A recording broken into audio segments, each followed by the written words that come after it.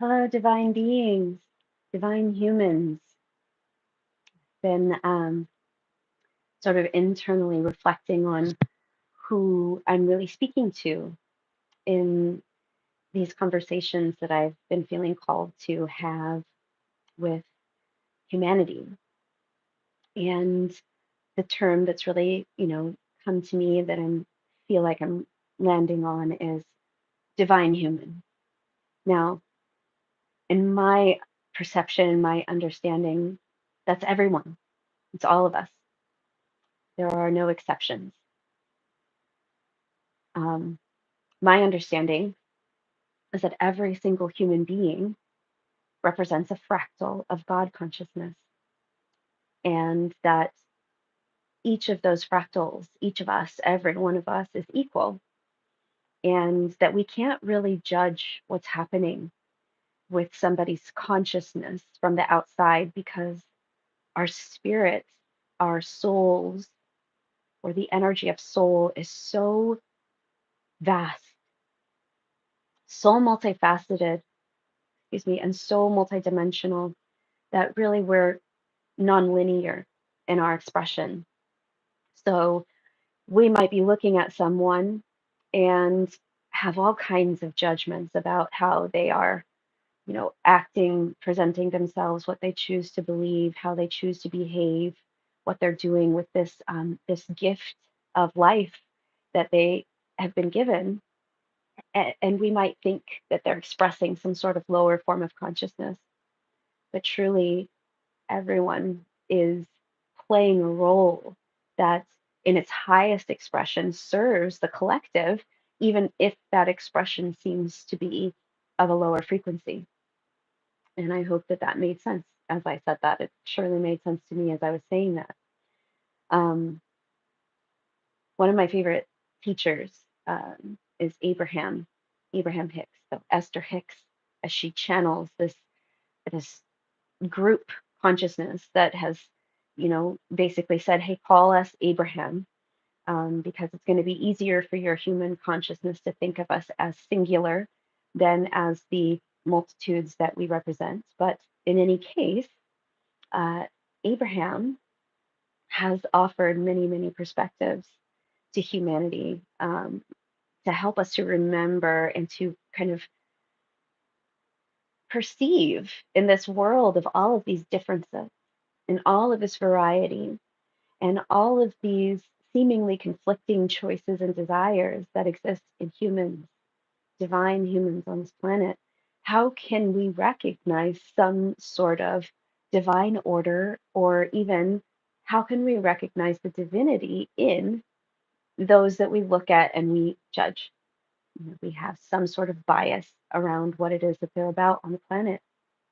And one of the things that I love about Abraham's teachings is that they say that anybody who brings up contrast in our experience is serving us.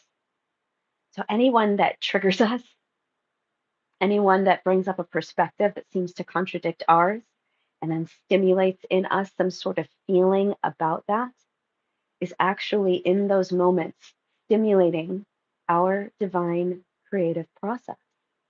If they are actually poking at us a bit and pointing out to us that we have an unfulfilled desire that exists in our consciousness, and that this negative emotion that we might be having as we perceive whatever it is that they're up to or that they're not up to, we think they should be either on our behalf or on behalf of the world, that they they're pointing out to us that we have a desire. And without that stimulation of the contrast that they provided, our human consciousness might not recognize the desire, and then therefore might not begin the process of allowing that desire to become fully manifested in our experience. So the bottom line is that everybody on the planet is serving a role, and regardless of whether we feel immediate resonance with that role and we feel as though they're standing for the things that we stand for and that we believe in, or if they seem to be opposing or contradicting those things, They are a divine human, just as we are, and they are serving the greater good. So it's one of my favorite subjects, as I've mentioned in other videos, the unconditional nature of our service. So that is an example of that. Anybody who seems to be a troublemaker out there from our perspective is serving us. And so everyone on this planet is actually providing a form of service, whether they are doing it intentionally, consciously, whether they're aware of it or not. Isn't that amazing? And then also the universal nature of our divinity and the fact that we really can't judge our divine consciousness, either in ourselves or in others. So, divine humans, you are the ones that I'm addressing. And if you do wind up at any point in time tuning into this video, hearing my words, feeling my energy, receiving the transmission that I'm going to share with you in a few moments, I believe that you are among the divine humans who are awakening consciously to our shared divinity in this experience. And isn't that a beautiful thing? Isn't that a beautiful option that's available to us as divine humans, that we can awaken in this dream? And so, divine humans, I felt just like a very delicious, juicy, fun feeling call to, again, just go live. And so far, nobody is showing up live to join me, and that's fine. So far, I'm not getting a lot of views, and that's fine in this moment, because what I am recognizing is that the feeling that was calling me to this moment, again, to set up my ring light and, you know, sit in front of the camera, feels so good. And the vision of sitting here and speaking with you and delivering a transmission that, came to me this morning and that I'm feeling in myself right now, it feels so good. And so again, I'm called back to the teachings of Abraham, and they say, follow that inspired action and those good feelings. Follow the good feeling thoughts, the ones that seem to be calling you forward towards something that you really want to do, and let go of your attachment as to what it calls you towards. Because sometimes we have blocks in our belief systems, in our perception, that don't allow us to actually go directly towards the things that we either think we want, or that sometimes we don't even recognize that we do want, because that is something that happens as well, is that we are so busy thinking that we know what we want that we haven't yet recognized that what we actually want is something completely different. But Abraham instructs us or informs us that as we simply follow the good feeling thoughts, the inspired action that's calling us into something that feels alive, it feels bright and vibrant and vital in some way, no matter how silly or frivolous that thing might seem or appear to our perception, or even how pointless it might seem. Like, hey, I don't have a bunch of viewers, I don't have a big audience. Why would I get on here and go live? Why would I try to produce more content if I don't even have an audience, right? Um, but here I am following that flow, and Abraham says that it is our multidimensional consciousness, our inner being, as they often refer to it, our higher self. There's so many terms for this aspect of our soul that is connected to our experience of our individual humanness, but that is also connected completely to our divinity, right? So we all, every divine human has this sort of oversoul, this overseeing consciousness that can actually peer through us into our lives and recognize, oh, okay, this is where this person is sort of preoccupied on a wild goose chase. This is where there's an opening that they can't yet perceive. This is the thing that they think they want, and it's not completely wrong, but what they really want is this thing over here.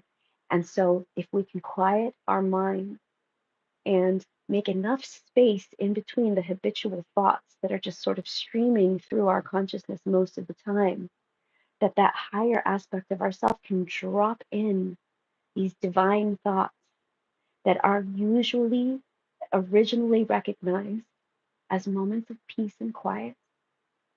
And in that peace and quiet are the seeds of the divine thoughts that are not quite the same as our human thinking mind, but those divine thoughts carry the seeds of what it is that we are desiring to create, what it is that our individual perceptual experience as a human being has actually stirred up in terms of what is worthy of being created in this world of humans that's been going around and around and around now for, you know, millennia.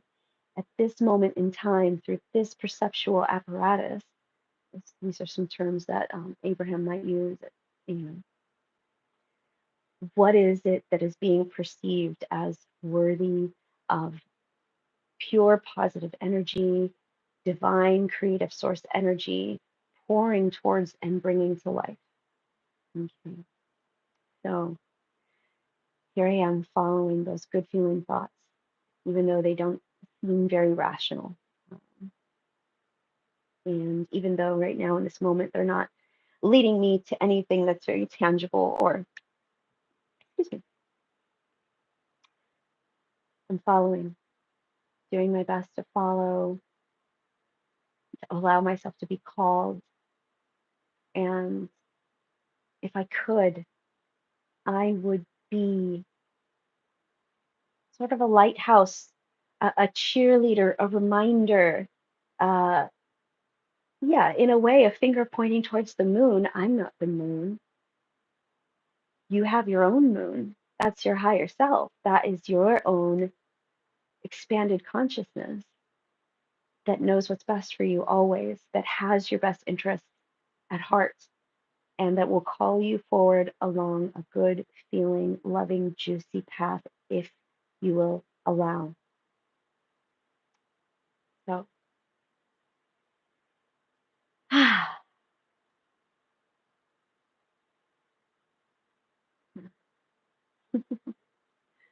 just letting all of that land a little bit right now. Hmm. So before I turned on the camera, I, just kind of dropped in, set some intentions, asked for spirit to come and, let me know what I should or could talk to you about divine humans today, now that we've set some groundwork about who it is that I'm speaking to and what it is that I see in you and why I would want to show up, in this way and just talk to you. Um, is because you are my family, my brothers and sisters in spirit, and we're all these divine humans. And so I asked Spirit, what is the message that might come through me today? The two cards that I drew are uh, this one, Unbound, and it says releasing soul patterns, contracts, and past lives. So this is a powerful card, and it inspired the theme for the video today, which is dropping our karma. And then I also drew this card, Get Grounded. And so for we that are empaths and highly sensitive people, we need to connect with nature and get ourselves grounded. And I do believe that these two go very much hand in hand because, as we are releasing, you can see that with the lighting, we're unbinding ourselves from the past, from the karmic patterns of past lives, past contracts, past choices that we've made that are having an influence on our present moment. We ground more fully into the present, into our experience in the here and now. And we also, one, give back to Mother Earth any energy that has been bound up in the patterns that we're holding in our consciousness. We release that energy back to her. She is the ultimate composter. And so she can receive that energy. She can alchemize it and transmute it, and she can return it back to us and back to creation in a form that is ready for us to utilize, to transform, to transmute into higher aspects of our creative experience. And we also, as we allow this process of transmutation, of releasing the karmic patterns that are binding us to the past, we unbind Gaia, because we are her and she is us. And she's been here through all of the chapters of humanity, of our development. And there are some who say that we're sort of adolescents that are just now reaching the beginning of our young adulthood and our maturity. I don't think that it's difficult to look around and say, developmentally, where might humanity be? Probably we've been in, infancy, in youth and adolescence for sure. And then maybe, just maybe, just maybe, we're at the very beginning of maturing into a species that recognizes that we are not only living within nature, not only living upon this planet, but that we're a part of nature and that we're also a part of this planet. And so, because of that intrinsic oneness that we have with the planet, as we unbind ourselves, and as we ask and allow that to happen within ourselves, we also unbind the planet and we allow her to help us move into our next expression, the next phase of our development as a species.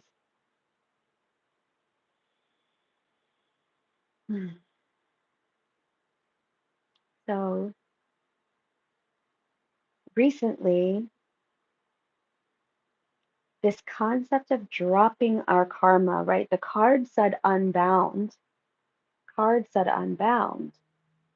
but what it brought up for me, I can't even show that to you right now. There we go. The card said unbound. But what it reminded me of is teachings that I received from Cryon, channeled by Lee Carroll. You might recognize as I share with you that I am very attracted to channeled information, very attracted to transmissions that come from beyond just the human mind, because our human mind is a wonderful tool. It's amazing. It's very, very powerful.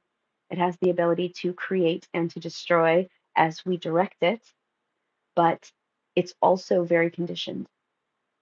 And it's conditioned by our, moments in history, by the culture that we're born into, by our, family and our ancestry, and all of these things that put layers and filters upon our ability to really see clearly what it is that we're doing here, what's going on, really. So I really love these voices that come through very clearly and sort of cut through all these filters and bring us messages and information that we might not otherwise, receive or encounter.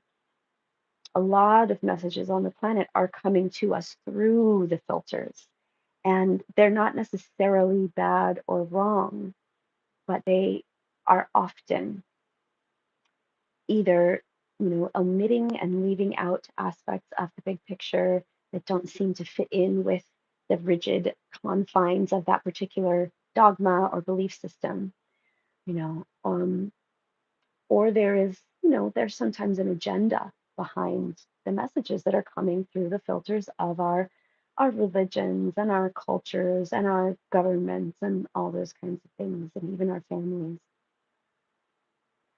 So one of the things that Cryon has shared with humanity is that we are at a point in history that is unprecedented.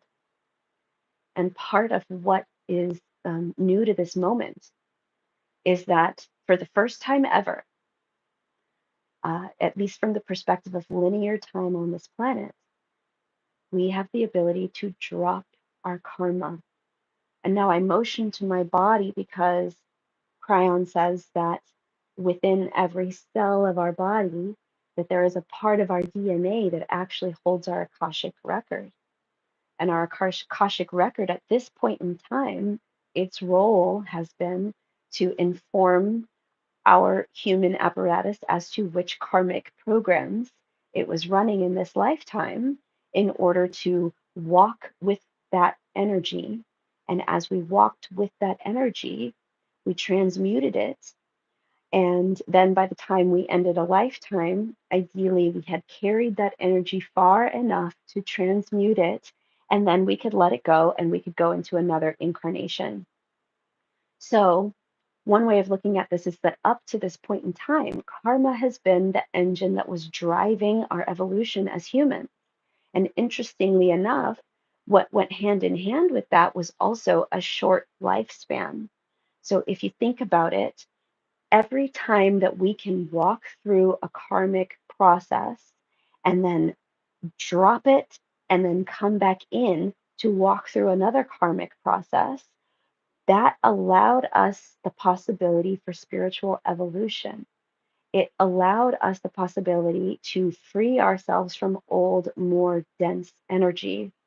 Now, I just had an image come to me of our intrinsic, oneness with the planet. And I just had this image of, you know, what scientists have depicted to our imaginations of the Earth's formation, right? So we had our solar system, it's all this spinning gas and matter, and our sun gathered and collapsed, and then each of the planets and had their own process, and then the Earth is cooling and it's congealing, right? And it's very dense and it's uninhabitable. And then over time, time being a tool that helps the process of change to progress, over time, things became less and less dense. There became an atmosphere, and it took a while for that atmosphere to be breathable. And it took a while for photosynthesis to happen. And then for these more subtle processes of life, other than just magma cooling, to happen. Now, I'm sort of going off on a tangent here, and um, I don't know how meaningful or helpful that was to you, but it's like we are one with the planet. And so the process is very similar for us, at least metaphorically, is that we used to be moving through much denser energies, just like this planet was what once a much more dense, hot, uninhabitable, inhospitable place. Now we're in a place where we don't actually have to carry the dense energies forward anymore.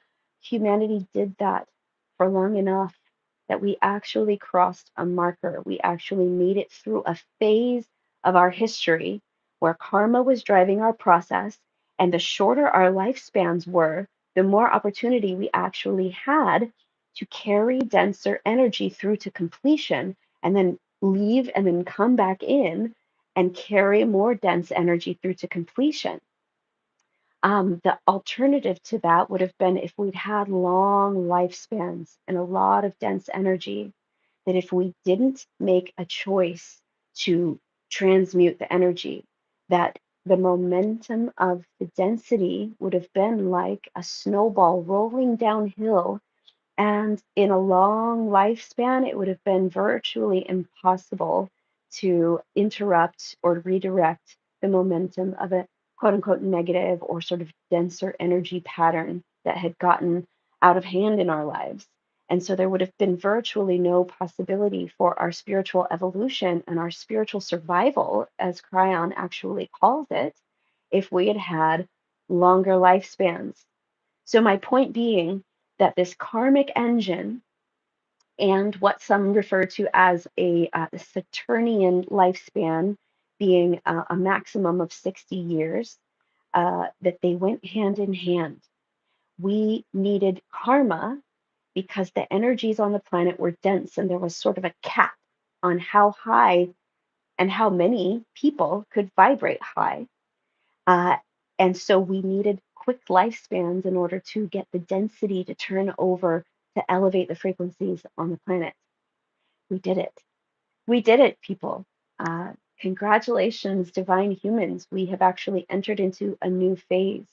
So we no longer need our very short lifespans, nor do we need the karmic engine. So the information that is stored in our Akash, in our Akashic record, which is actually in the cells in a very multidimensional way in our DNA, and is connected directly to our soul entity, um, is going to be serving another function for us at this point in time. And I, hope to be inspired to share another video about that with you in the future. Is that our Akashic record is now the, a source of accessing our mastery. So now, in order to access that mastery, we have the opportunity to choose to drop our karma. Okay. At one point in time, Cryon was saying that this was something we had to actually instruct ourselves and our innate intelligence of our body, which is an extension of our higher self that actually is in a multidimensional way around the sheath of the DNA in every cell of our body. Isn't it fascinating? It's fascinating to think about that. But that we actually had to consciously instruct the cells of our body to release and drop the old karmic programs. At this point in time, I believe that the dropping of the karma has actually become something that is it's natural for all of us on the planet. And it's like whether or not we're in alignment with the process or out of alignment and offering resistance to the process that's going to determine how long it takes, how much we enjoy it, and what we experience along the pathway. But we can still consciously engage our mind and our intention in this process of dropping our karma, even if it's something that is now seen to be more or less automatic.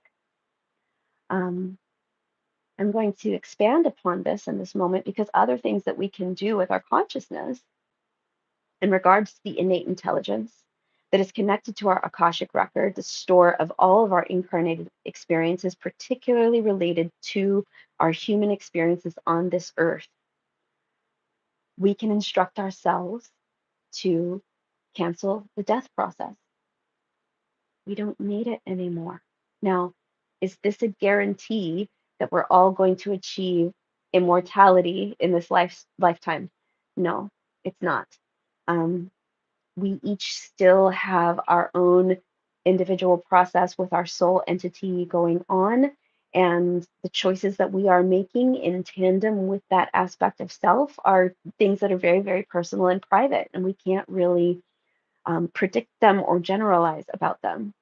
So I talk to the cells of my body every day. I talk to the innate intelligence of my body, which is connected to my higher self every day. And for example, if I'm in the shower, I'll say, "Thank you, body. I love you. I give you permission to cancel death. I give you permission to cancel aging. I give you permission to slow the body clock down." And what I've been doing is also giving my body permission to turn that body clock to the age of 33.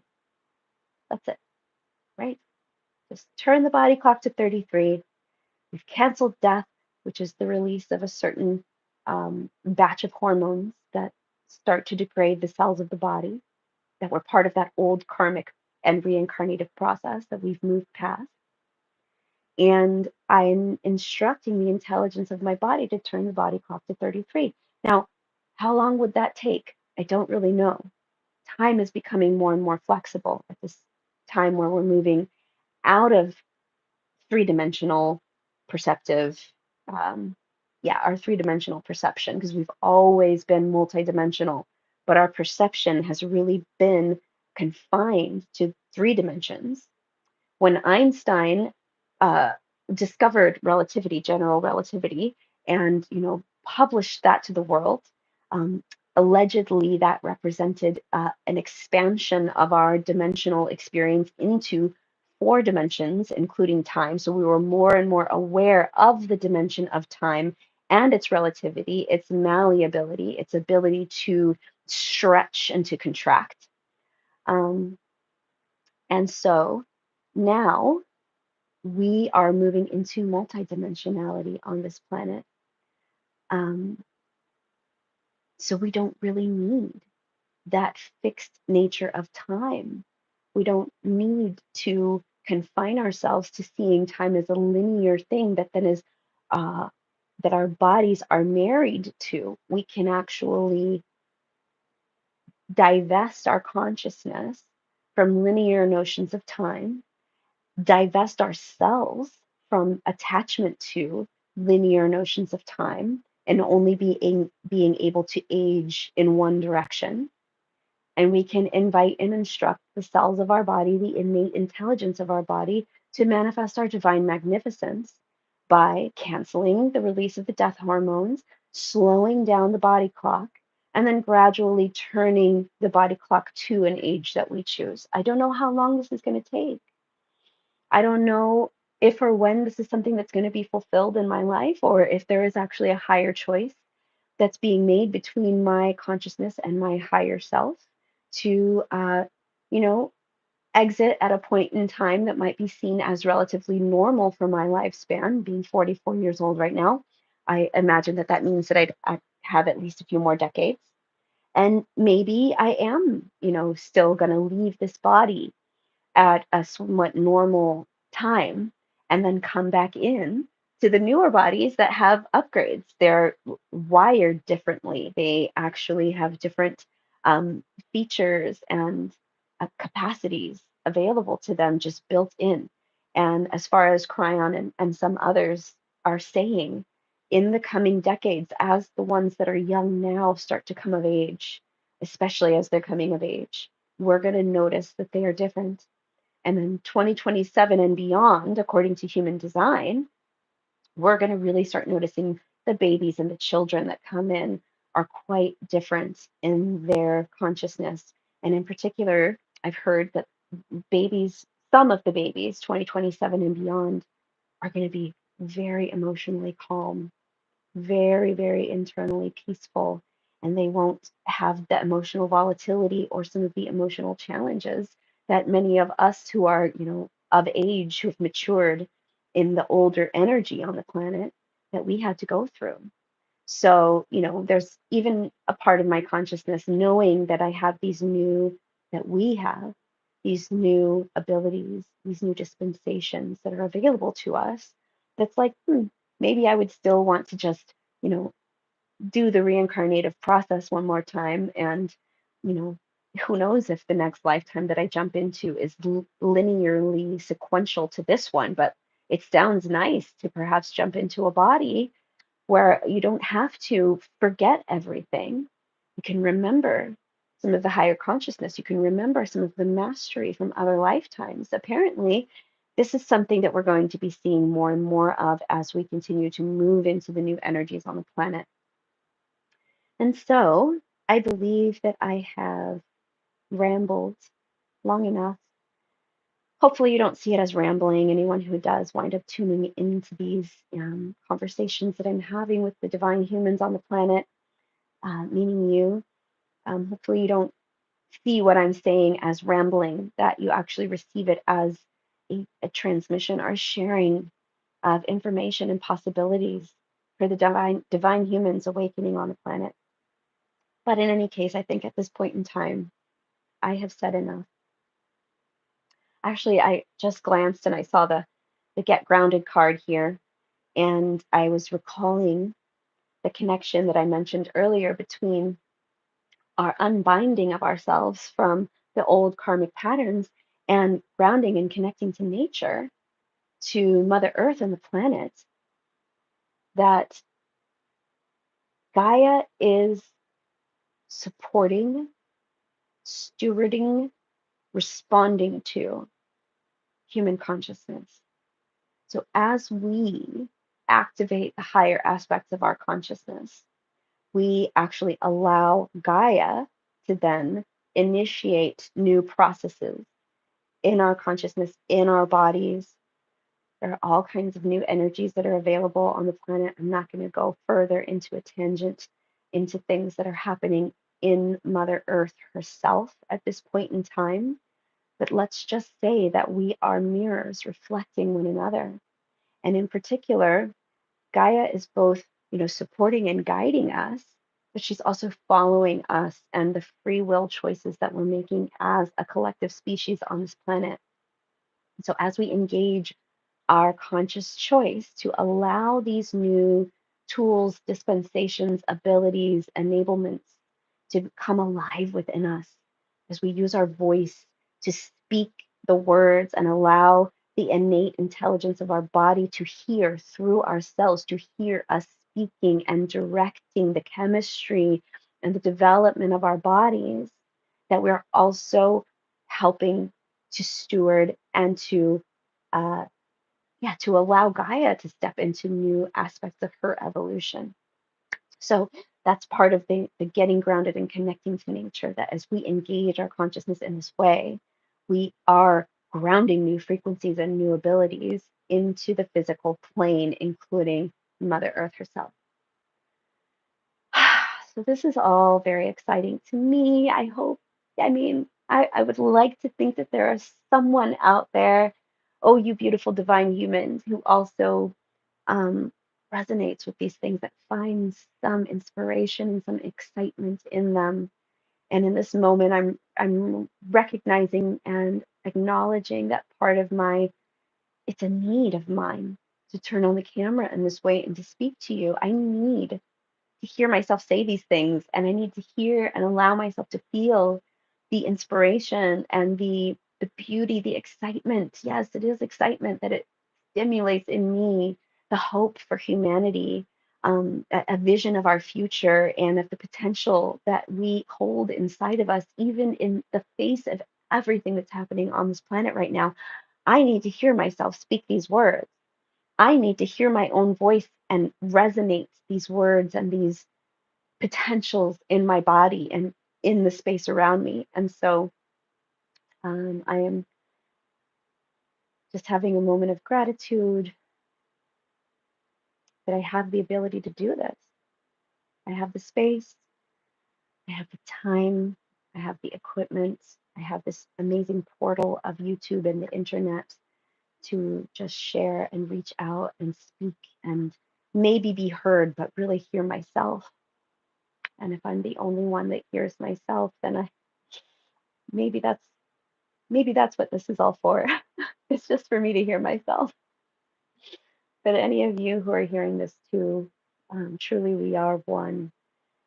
These things that I speak of are true for both you and I, and for all of our brothers and sisters out there on the planet. And so, gratitude for this amazing evolutionary place that we have found ourselves collectively to be at. And so, what I would like to do now is go inside, do the internal steps of opening this channel of the love of creation that I spoke of in the video that I shared last week sometime, about offering myself as a pillar of light and service, and the trainings that I've been through in order to become this pure divine vessel of this stream of source energy that is being called the love of creation. It's relatively new to planet Earth, and it's something that I am eager to share with you. So I'm going to take a few minutes and go inside, and I invite you in your own way, in your own time, to maybe find a comfortable position somewhere that you can be relaxed without distractions, and to just tune in and see if you receive anything. Because I'm still practicing this. This is another way for me to practice sharing this gift, is again putting on my camera and sharing some words with you, and then opening the channel and transmitting to you. So let's see what happens, okay?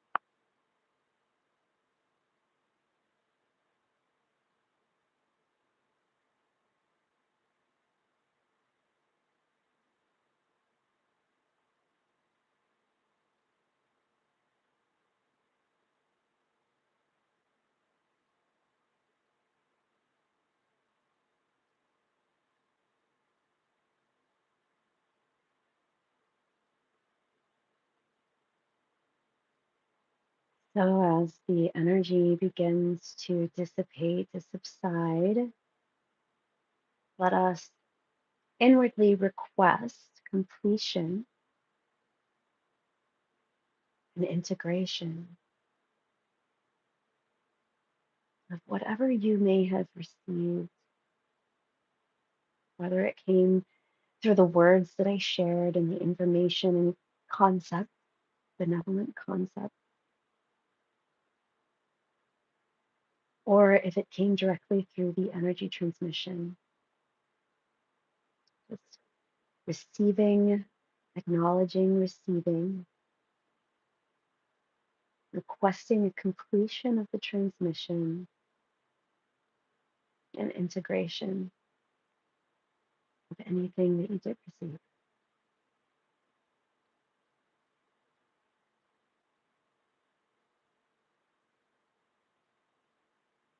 And gratitude, appreciation that we have available to us so much, so much. Even just this ability to connect virtually and share energy with one another, but also all of the things that I was speaking of earlier, and our ability to drop our karma,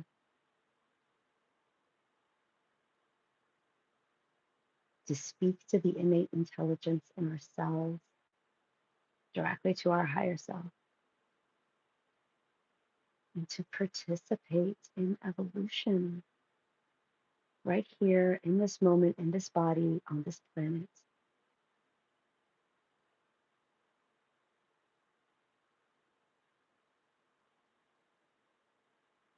And so, well, thank you for tuning in. And anyone who, at any point in time, these transmissions are meant to be timeless. So, wherever you are in space and time, thank you for tuning in. Thank you for being a divine human who is consciously on this path. And I look forward to next time. I'm telling you, this is like my dream occupation right here, just in my home, in the comfort of my home, speaking and sharing with you. So